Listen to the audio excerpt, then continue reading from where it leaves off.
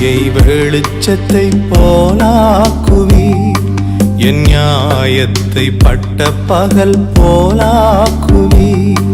என் நீதியை வெளிச்சத்தை போலாக்குவீர். என் நியாயத்தை பட்ட பகல் போலாக்குவீர். உமக்காய் காத்திருப்பே, உம்மையே பற்றிக் கொள்ளுவே. கர்த்தருக்கு ஸ்தோத்திரம்.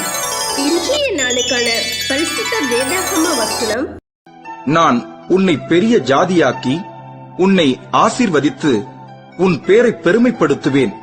நீ ஆசீர்வாதமாய் இருப்பாய். என் நியாயத்தை பட்ட பகல் போலாக்குவீர். என் நீதியை வெளிச்சத்தை போலாக்குவீர். என் நியாய